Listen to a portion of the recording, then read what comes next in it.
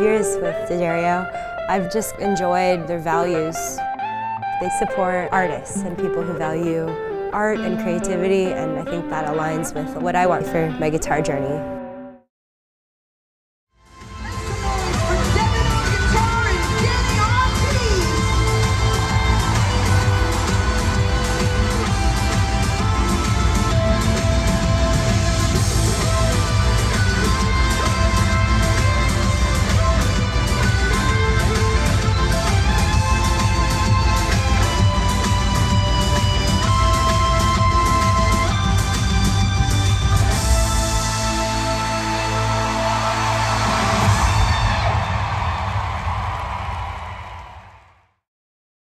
You guys love rig rundowns. We love rig rundowns. Please like and subscribe so we can keep doing these rig rundowns. It means a lot.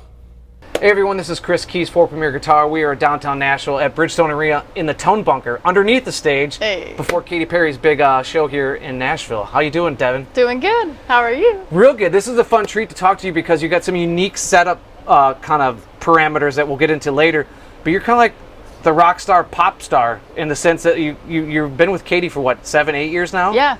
And then last year you're also out on the road with Chappell. Yeah. Chappell Roan. So that had been a lot of fun. And I want to go back to, how did you get the gig with Katy?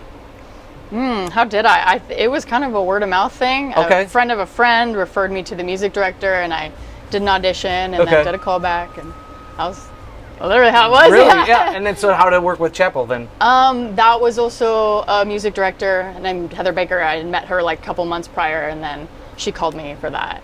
So it's not only just, I'm sure, talent that you possess, but also your charisma and your, personality, because there's probably a lot of people that tried out for those gigs. So for you to get both of them, it's kind of you should feel really good about yourself. Thanks, you know what I mean? I Like these appreciate are huge tours to be on. No, they're so fun. Yeah.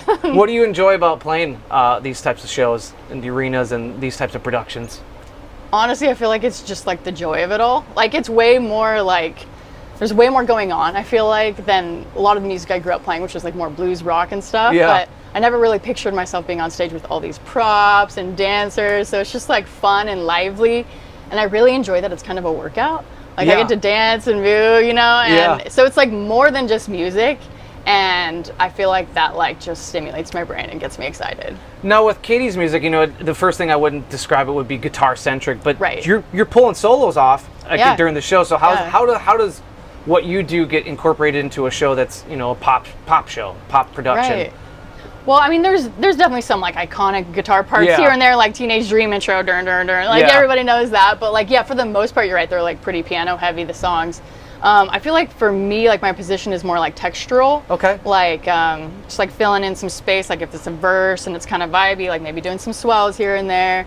And like a lot of like doubling maybe of keyboard parts. So like if there's a keyboard hit and all these things, like just doubling with rock sounds, that happens a lot. And then a lot of funky guitar too. Okay. Like Cali Girls is just like funky, like it's just like a funky clean thing. Yeah. And I feel like there's a lot of parts that are like that throughout the show. So I feel like it's a mix of vibe, funky clean, and rock. And then some lead here and there, Yeah. What are your favorite moments when you get to really guitar out, we'll say? Guitar out, damn. Let's see. I just love this. I love Teenage Dream. It's like one of my favorite songs ever. And so like I don't get like a solo in that song, but there's like a lead part I get to play a couple times in like the post choruses. So I love doing that just because I love the song. E.T. for a long time I was playing a solo at the end. They just shortened that for staging, but that was really fun. I love to shred, so I love doing a little solo. Now let's see. What else? I love Wide Awake. It's a beautiful song. I love doing some swells on that. Yeah. Now, what kind of go back to sound design and like what was that like? Back 2017 or 2018 when you did join. How much are you working with front of house, the MD, to get your tones that will cover here with the fractal and the Kemper? Yeah. How much are you hands-on in designing what that goes on in the show and what people are hearing? It's pretty much just what I'm doing over here. I mean, obviously with the MD's input and in front of house too. Yeah, whatever he says, if it's like something's too loud or something's too bright, whatever, he'll give me notes. MD will usually give me notes about different things too that he's hearing. But for the most part, I'm just kind of doing what I think is best. And that's cool. The way I've been doing it is like just putting all the songs in Logic and basically like recording my parts, seeing how they fit within the mix, like almost as if I was like out there front of housing it, you know, and just like seeing how they fit within the mix to design the sounds as best as I can. Now, are you doing that like a night to night thing, or is that just kind of like pre-tour? Definitely pre-tour. We had like a couple months of rehearsal. Okay. So that's like when I'm just like laser focused, trying to get it to where it feels right, you know. And then once we're tour mode, it's like, don't touch it. Yeah, it's set just and forget. Just for some reason things happen, like, and I just don't want to touch it, so there's no errors, you know. Yeah. Now there's probably a lot going on stage in terms of setup and all the themes and things that get changed throughout the set. Yeah.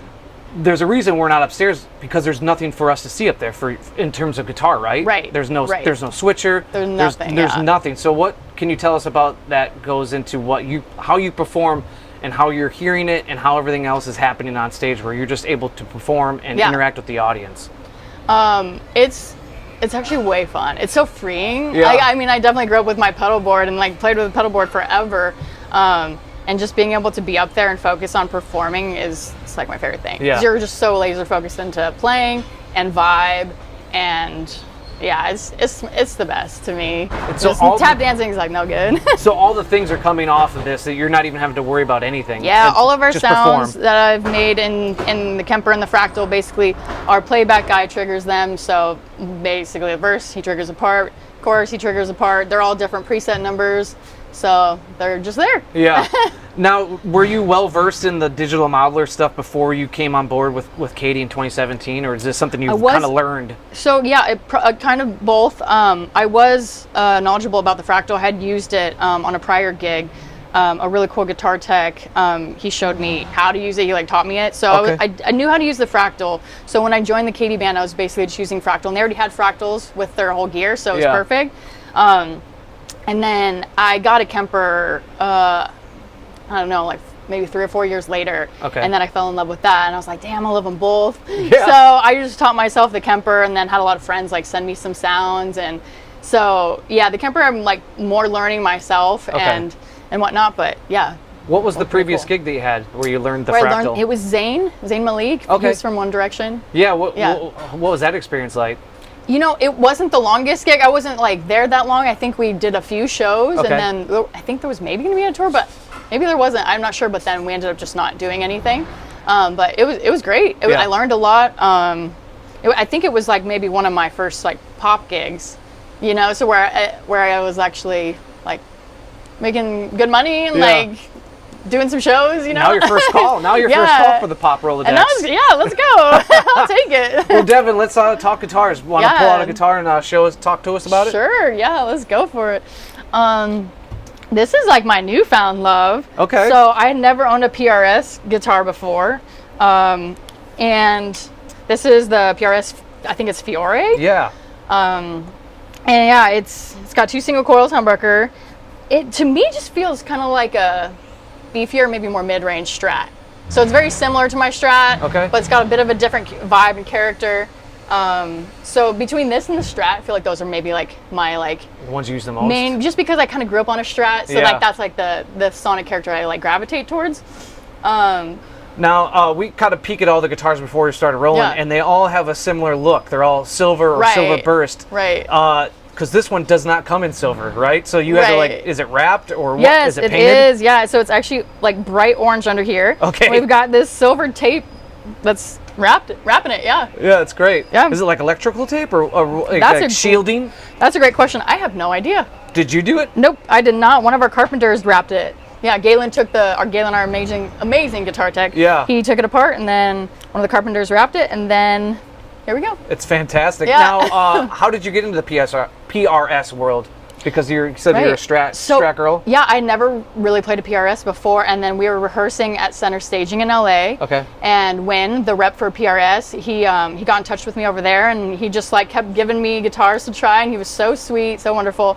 And I actually just like fell in love with this guitar, and then he let me play it on tour, and I was like, let's go. So stoked. That's awesome. Yeah. Now, what strings do you use on all your guitars?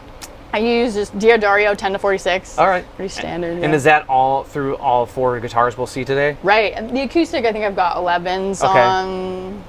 I'm not exactly sure what on the acoustic, but yeah. all of the electrics are the same. And are there any tuning changes? Is it standard? What goes on there throughout the show? Yeah, we do drop D quite a few times. Galen's doing that down here and then handing me the guitar.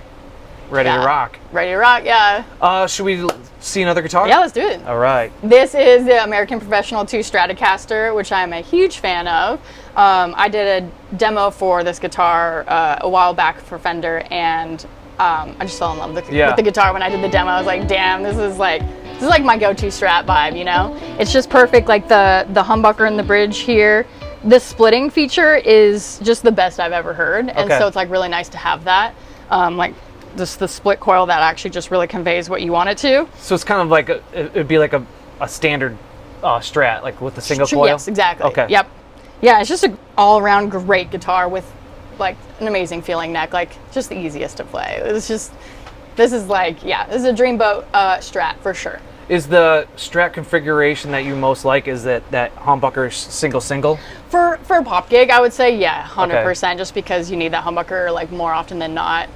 But I mean, I love a normal Strat too, but I definitely gravitate towards having the option here for humbucker. And throughout a set or whenever you're playing this guitar, are you switching the pickup positions, or are you kind of in the 5 spot or the 1 spot, I guess? I'm switching all over. I rarely use the middle, but everything else I'm switching between quite a bit, yeah. And is that something you've had predetermined in your head, or is it just a feel thing? No, definitely predetermined with like the sounds that I'm working on. Yeah, I try to like specific, like, oh, how specific can I get it so it just like fits that area the most. Yeah. Let's meet a new friend, another one. Let's go for it.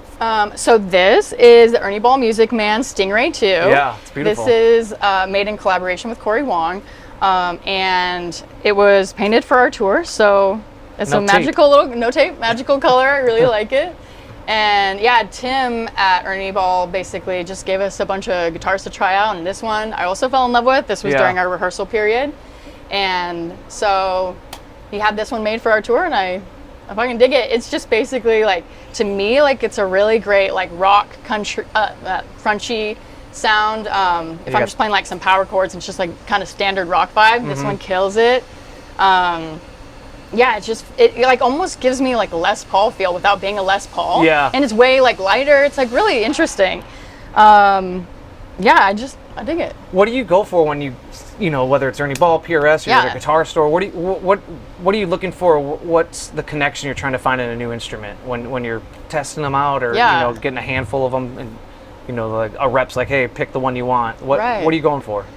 Kind of just like filling a space that I might need to fill sonically, like within the show. So I think that, I mean, look as well, I would say, for sure. Like, cause like the next one I'll show you is like so rock and roll looking, you know?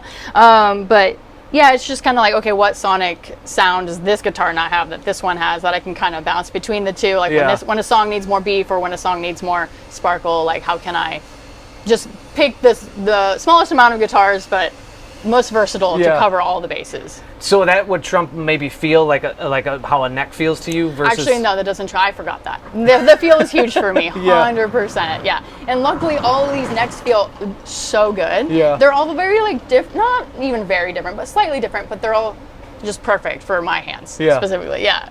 Well, you had mentioned one last guitar. Let's see this rock and roll machine. Let's go. Oh yeah, that is a rocker. Yeah, she is a dreamy rocker over here. This is the St. Vincent model by Ernie Ball Music Man. Also gifted by Tim, and the paint job you could see is also for the tour. Love it. Yeah, this one, I really, really like this one's kind of a little bit more silver, I would say, rather than gray. Yeah. I think it's sick. But yeah, this guitar is also just so rock and roll. I love it. I use this one on Kissed a Girl. Just because the vibe is just like, let's go, you know? And these mini humbuckers are sweet too. They have a nice balance between like chime and beef, and so that's kind of fun. And so all your guitar changes throughout the night, you know exactly which ones you're getting. Galen, your tech, who's a wonderful, just feed them to you. Yep. So like you already know, like, I Kissed a Girl, this one's coming out. Yep. Is there any other songs that this one gets used for? Yeah, so we do an acoustic set where I'm doing like this EBO part. Oh, okay. Kind of throughout. It's just like a soft song, but I'm on this guitar, just EBOing away. We're out, me and the keyboard player are out in the center of the stage, just like chilling there. Now, I do want to give a shout out quick to an acoustic guitar that you have here. So let's do that quick. So this is the Taylor 814, wrapped in silver tape as well. Love it. So I use this for our acoustic just as Bob set. Taylor would intend. Oh, okay. You know what I mean? Yes. Like, yeah, why not put some tape on it? Why not? Yeah, it doesn't deaden the sound at all. No. Actually, I have no idea. Yeah. I haven't really A-B'd that, but I'm sure it probably does alter it a bit. But yeah, it is. We got it set up where the tone knobs need to be. That was thanks to our front of house. Yeah. He was like, no, I need it to be there. And yeah, it's just that I feel like it's a great solid acoustic. Feels awesome. How often or how many songs are you playing acoustic? It is just 1, 2, 3 throughout the show. Yeah, we have a little acoustic set in the middle of the whole show. Right on. So that's where this baby comes out. Yeah. Killer. Well, maybe grab a guitar of your choice, and let's dive into this Kemper Fractal setup. Cool. Hey everybody, I'm John Bollinger with Premier Guitar. So, as many of you know, D'Addario's been a longtime friend of PG, sponsoring rig rundowns, and they're a longtime friend of all the players with their Players Circle rewards. I've been using it for years, and essentially, they will reward you for the gear you buy. Open it up, look inside, and there's a reward number. It's free and easy to sign up for. And as soon as you sign up, you immediately get some reward points just for putting your name in. After a while, you accumulate enough where you can buy more of this fantastic D'Addario gear. So as a Players Circle Rewards member, you get discounts on custom products and merch, you get free shipping, and you get a discount on the gear you're buying with your points or free gear, depending on that. And if you're charitable, you could donate your Players Reward points for musical education. So collect those points, buy the great gear, and let's get back to more rundowns. All right, as you can see, the magic of editing, we have headphones on because there's no speakers, nothing to be heard, but we devised a way to run audio to the cameras, audio to our headphones. So Devon, show us the craziest sound you got on tap. Well, yeah, this was a fun, weird one for the song called E.T. Basically, the chorus, I'm playing this part, goes like this.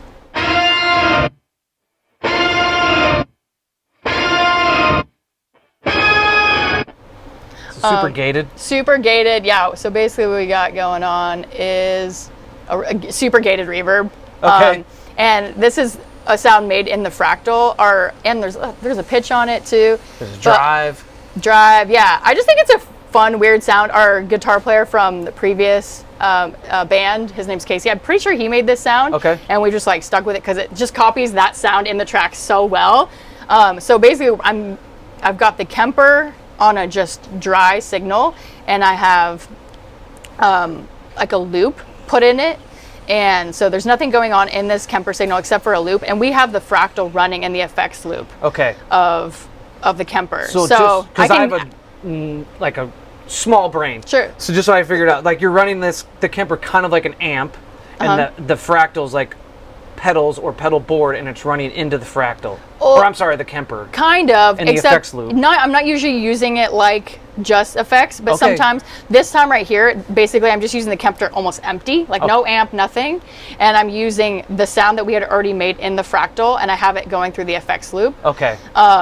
And just because this particular sound, really hard to recreate on the Kemper. It's just like a weird one. Yeah. But this is really cool because I really like using both, so it's fun to be able to access both. And it's a cool way to do it. Just put it in the effects loop, and you have your sound already in the Fractal. It's just coming through as if it would just going straight into the Fractal. I've done this for a long time. We've done this for a long time. I've never seen someone use both. Okay, cool. So like, is that something you knew could work, or like was there some troubleshooting to get them to troubleshooting just to figure out to each other? Where, not necessarily, just kind of figuring out the best routing of it all. Okay. But I like using it in the effects loop for now. I think it's super cool.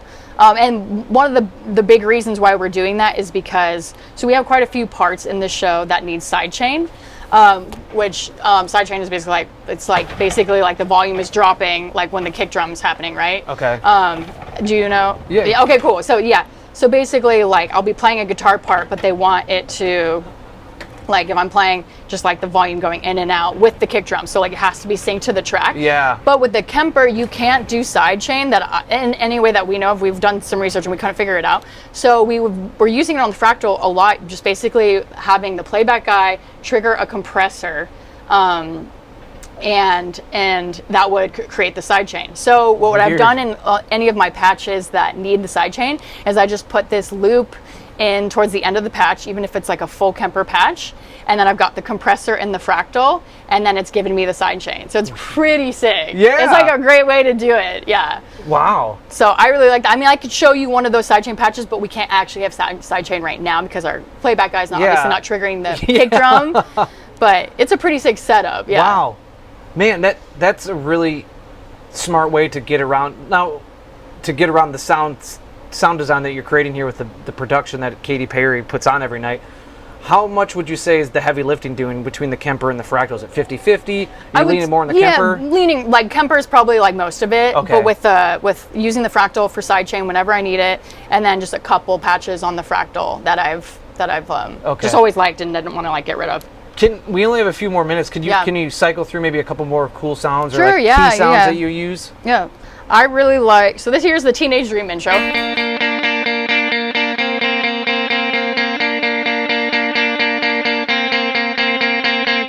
And yeah, it's just a basic clean, it's a silver 82 amp. I think I got this from some amp pack that my friend sent me. I'm not exactly sure, but really like it. I love the chorus pedal in the Kemper. Oh, all right. So I like to put that on quite a bit. And I really love this Sirius reverb as well. And also I love about this guitar, it's got two push-pull knobs. Yeah, yeah. And this one, basically, I think it's these two together. So it's like, yeah, instead of just using the middle pickup, it's a little bit more like telly-ish, maybe? It's a versatile thing. Yeah, it's like really cool. So I really like that sound. And then we've got just chorus, rock. I'm just basically copying the keyboard part in this section. Okay. So it's just.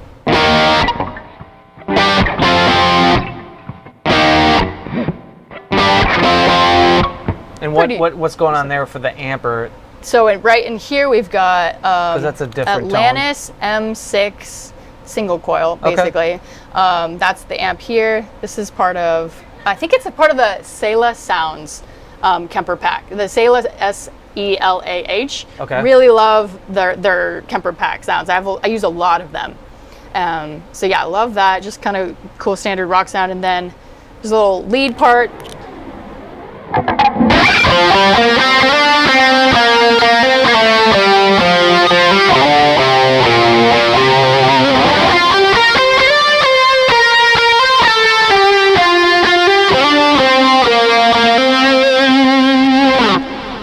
So yeah, you see your basic like clean, rock, lead. I feel like that's the main thing for pop, and then just a lot of, vibey sounds too. I could give you a little vibe. Oh, you know what? This is a fun sound. Let's do this one. Let's do it. This is a cool delay part. Let me grab the guitar port. This is Dark Horse we're looking at? This is Dark Horse, yeah. I think this is copying a keyboard part with like some fun delay on it. Let's check it out.